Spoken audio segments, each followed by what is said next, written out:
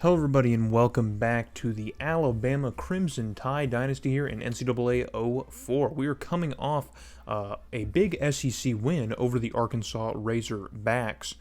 We kind of handled business just how we had to at home against the Razorbacks, and that extends our win streak to 2 because we did beat the Northern Illinois Huskies. I didn't know this before starting the series, but actually that game, that Northern Illinois game against Alabama, is one of Northern Illinois' boneyard wins. If you don't know about that, Northern Illinois, I guess I don't know if there's any specific criteria, like if it's a power team or anything like that. I think it's just a big win for the program.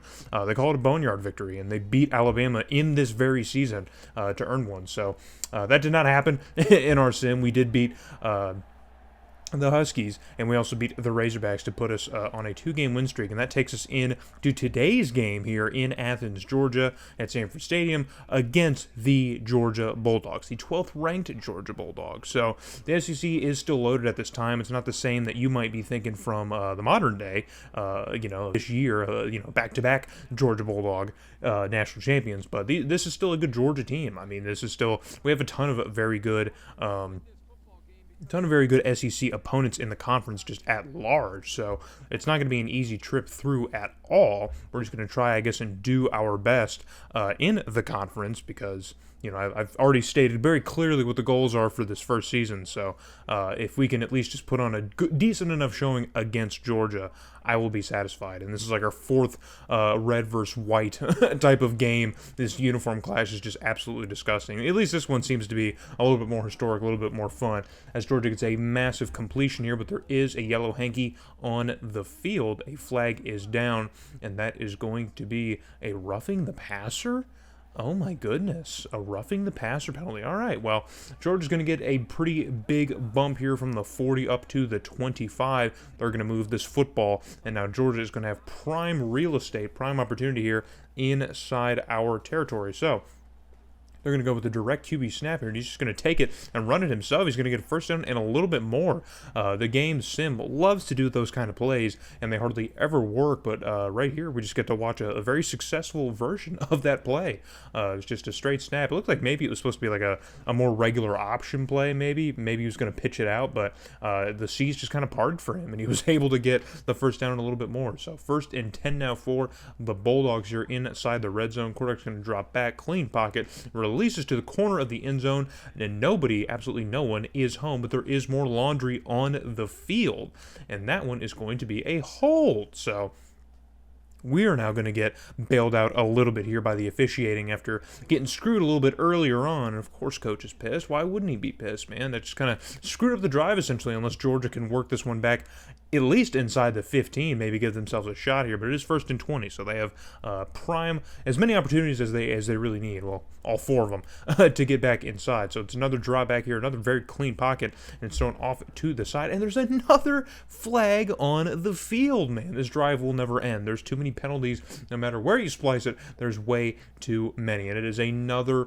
hold. And so, man, if you are the Georgia Bulldog coaching staff, you got to be pretty livid by this point here, as Georgia has to move even further back. So we cut ahead now to a 3rd and 19. Georgia's got about 10 yards back, but the quarterback takes a little bit too long to find an open man. It looks like he was going to maybe throw it out in the flat to the running back, but he got squashed before he could. So Georgia's going to bring out the kicking team to try and at least cap off this drive with 3 points, and they can't do that. So wasting all this time on this Georgia drive here, and absolutely nothing is to come of it. So this is a long field goal for this era here, but this kicker had more than enough leg for it, but just could not really nail it through the uprights as that one sails over the fence. So that's going to end the first quarter as we're not able to do anything with the football, and nothing's going to happen. So goose eggs all around. But Georgia is once again driving with the football. It was a 3rd and short situation at about our 40-yard line, and they were able to get that in a little bit more. So they're going to continue this drive here. 1st and 10 out of the eye. Quarterback's going to roll out a little bit here and throw it across the middle, find an open man surrounded by Crimson Tide players, but he is the one to come down with it for the Bulldogs. So Georgia once again working this ball closer and closer to the red zone here, giving themselves another opportunity, but it is 3rd and 9. Our defense so close to just coming up with the stop here. Less than a minute to work here in the second quarter. Quarterback's going to drop back. Pressure is getting to him as he finds an open man across the middle again, and that's going to be a first down. Not just a first down, but a 1st and goal. So with time now being of the essence, Georgia is going to try and run the hurry up to get themselves into the end zone as quickly as possible, with the timing now being of consideration. So with just 40 seconds and some change here left to go here, he goes for a pass in the corner of the end zone, and we had a DB with his hands all over it. So it was a good breakup by our secondary here. Now 2nd and goal. They're going to put a man in motion, line him up at receiver. As a running back, they lined up at receiver. Quarterback's going to drop back here. Another clean pocket here, but he's taking his time trying to find an open man. He finds 2 open receivers in the end zone, but it's only one who comes down with it, and that's going to be a Georgia touchdown here in the back of the end zone. So it looked like an absolute traffic jam in the middle of the end zone, but of course, of all those Crimson Tide players we had standing in the end zone, none of them were able to put a play on the ball. So that's going to end the first half here. 7-0 is your score. So unlike last week where we actually had a little bit of offense rolling for us here, things have really stagnated here in Athens. But finally, number 21 is finally going to get busy, at least a little bit. He's already got 500 yards on the season, man. We are only through about the first handful of games. So we still got, you could think of it as another whole season or half of season left to go here. But Georgia's defense is coming up big as a 3rd and 7, and we get the reception here to number 84. He's going to cut up field as his defender overruns the play. So we're going to give ourselves another opportunity to continue this drive. So right at about the 20-yard line, it's going to be 1st and 10 for the Crimson Tide offense. We're going to send 84 in motion here, maybe do some trickery, but the pressure is getting on. We just narrowly avoid it, and number 81 is who we find, or 31, excuse me, is who we find, our tight end, who hauls it in here, but he only gets about a few yards, so going to need to do a little bit more than that. Just happy to avoid that sack, really. But on the very next play, we do manage to get the first down here as we go to number 21. Again, man, he did it last game too. He can run and he can catch it, so we are not super worried about his viability here on offense. So that's going to give us goal to go for our offense here, and we're going to go with the fake handoff to the running back and go right to the corner of the end zone to number 3. We completely threw off the defense. I love how much we just tricked about a couple Bulldog defenders, man, to pull this play off here. It's a beautiful touchdown by our offense. You love seeing drives like that. So we do manage to tie things up here late in the third, but Georgia will not be silenced, and when you give up massive plays like that with 3 guys in coverage, yeah, you're playing to lose, man. That's what happens. You're playing to lose. So a humongous pickup for the Bulldogs. They now flip the field here. On 2nd and 12. Pressure is getting on to the quarterback, but he gets rid of the football quickly, and in one-on-one coverage, man coverage, he's going to take that matchup, and why not, man? If you got receivers that are that big, do you see how much bigger Georgia's receivers are than our DBs? This 82 guy is a freaking man amongst boys, I promise you. So it's a bit of a weird option play here, as the quarterback gets caught up in pressure quickly and tries to flip it out anyway. The running back was not looking for or expecting the football, but he does manage to retrieve the fumble and try to advance it. Doesn't really get very far. So on the very next play, they're going to try and go to the running back now out of the backfield, try to throw it to him into the end zone. He was wide open, but they could not connect on that pass. So on 3rd and goal now from about maybe the 11-yard line, I would say. The quarterback's going to drop back here. Pressure is on, but he gets rid of it quickly, finds an open man, but that tackle is made. Good defensive play here by our secondary. He's going to get brought down at about the 10-yard line, maybe the 8 or 9-yard line.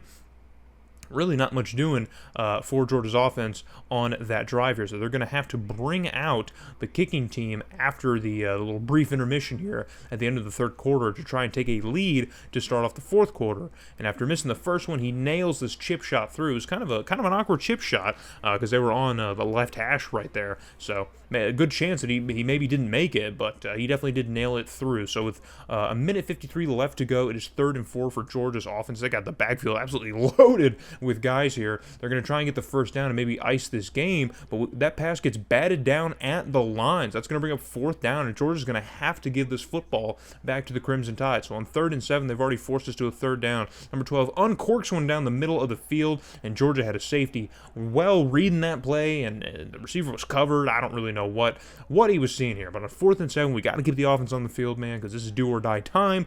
Quarterback drops back now. Very, very clean pocket. Uncorks another deep ball down the middle of the field, and that one is batted down again by a safety. Brilliant play by Georgia's secondary. They had dudes perfectly in position covering us. It looked like we had maybe a receiver or two open downfield, but we could not get them the football. And Georgia is going to walk out of this one with a very gross, very gritty, just barn-burning 10-7 victory over your Alabama Crimson Tide. Unfortunate turn of events here. We definitely had a chance to knock off the number 12 team, and you know us, man. We already knocked off the number 1 team, so I had my sights set on maybe pulling off an upset like that. When you play Georgia close like that, you silence their offense quite a bit.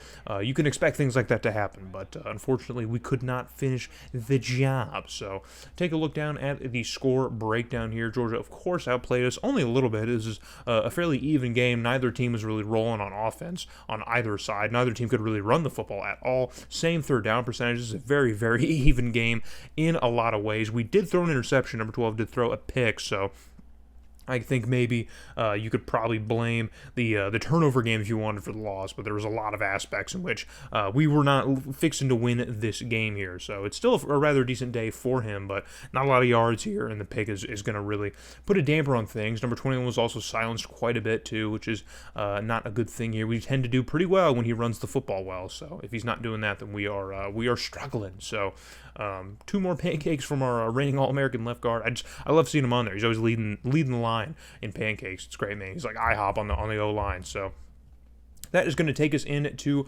our next game against Southern Miss, which we would lose by a point. So from 3-2, maybe knocking on the front door of the top 25, we now find ourselves sitting at 50 after dropping 2 games to the Bulldogs and now the Southern Miss Eagles. So the Eagles, right? I think they're the Eagles. So that's going to take us into another road game here against the Ole Miss Rebels, who are 5-1 and somehow not ranked. So that is shocking that they're not ranked. So, but we're going to continue our SEC play when we come back into the next video. So hopefully to see you guys there against Ole Miss.